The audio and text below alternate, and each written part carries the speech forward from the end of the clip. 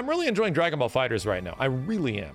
And this is absolutely something that I continually want to get better at and play. But all my issues and concerns still exist. I spent a lot of time over the past couple of days just watching people that are playing Dragon Ball FighterZ. And I'm really enjoying DBFZ, but there's some moments where the game is extremely frustrating, even after you understand a little bit more of it. I went and watched some people that have been playing this shit for years now. Thousands of hours into this game. Way more than thousands. They have like 8,000 to 10,000 to 15,000 games played, right? And I went and watched them for a couple of days, and most of the time their sessions go pretty good. They have their great days, and things are just fun, and the game's enjoyable, and it's what they love about the game. But sometimes they will come across a player, or they'll come across somebody that abuses certain aspects of the game that they literally describe as what makes this game awful in a game they absolutely love, right?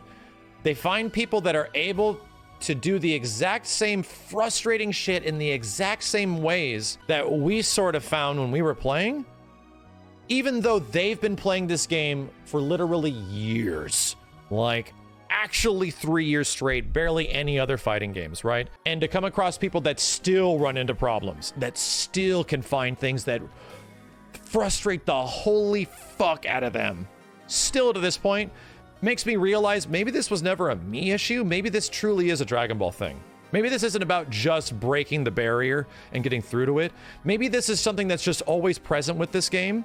It's always going to have this underlying extremely frustrating aspect, but the game is super fun, right? It's super fun when you don't have people that play like that, but then you're always going to have people that play like that, you know? It's interesting. It's a weirdly polarizing game for many people. Any examples?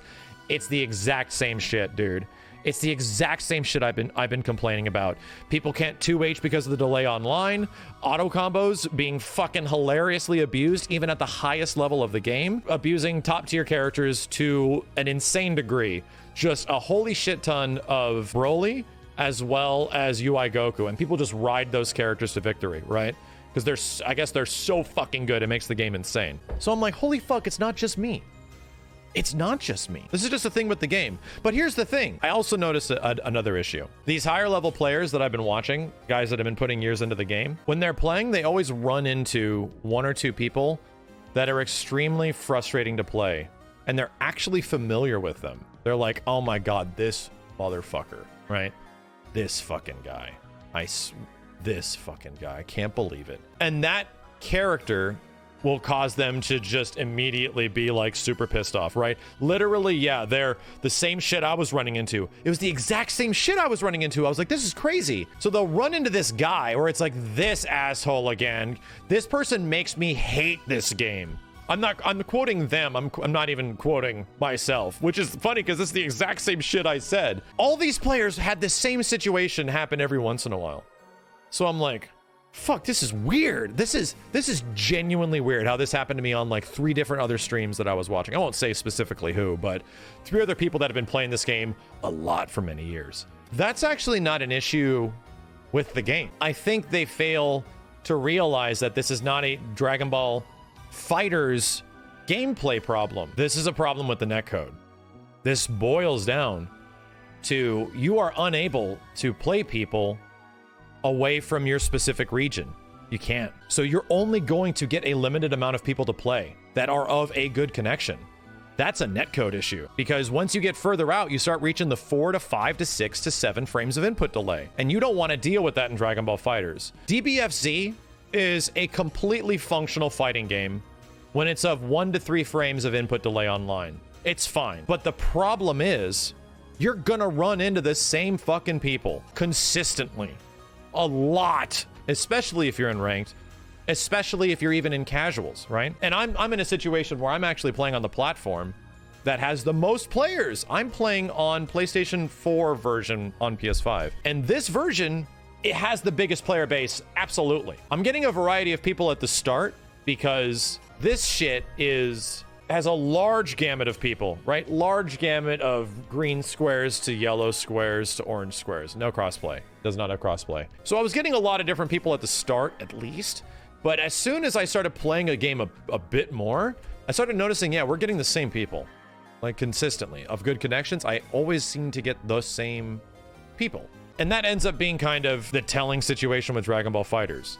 Even though you're getting good connections, you're fighting a very set limited amount of players.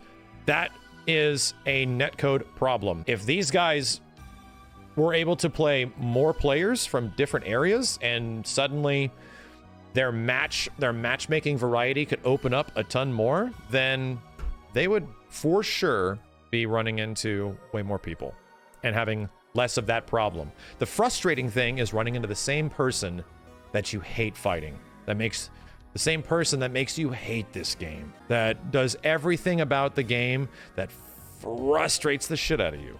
And DBFZ has a lot of frustrating fucking mechanics in it. But it's fun.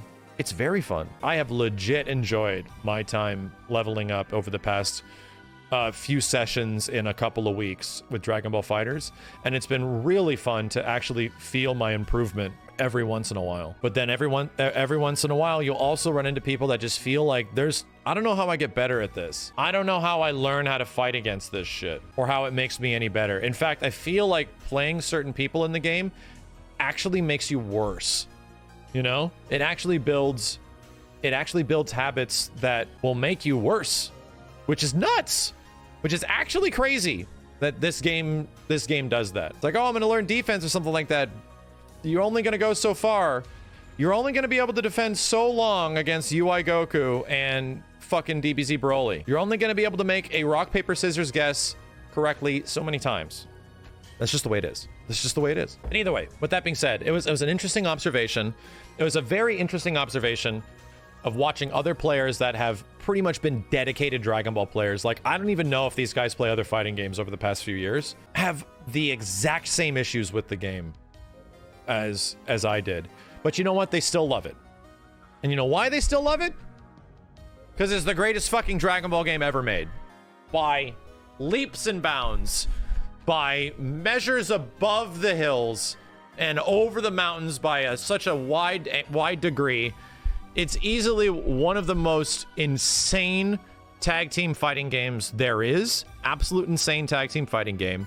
And also, to boot, the greatest Dragon Ball game ever made. One of those elements didn't do much for me in the first few years of this game. Being a Dragon Ball game did not pretty much make me want to throw my body at it.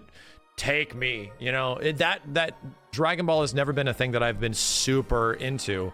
The thing that always had my interest, this is a 3v3 tag game made by Arc System Works. That shit was like, huh, fuck. It's got Dragon Ball characters? That's cool. That's a really good idea, but fuck.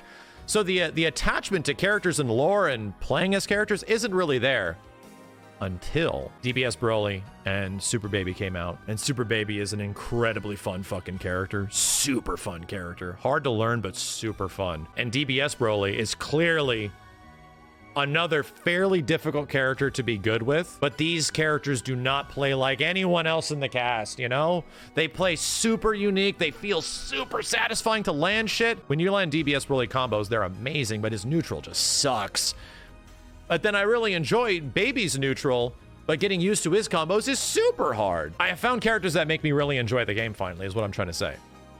I've actually found that, and I'm hoping that the other stuff that happens later with Super Saiyan 4 Gogeta, permit my lack of lore. I hope he's dope, man.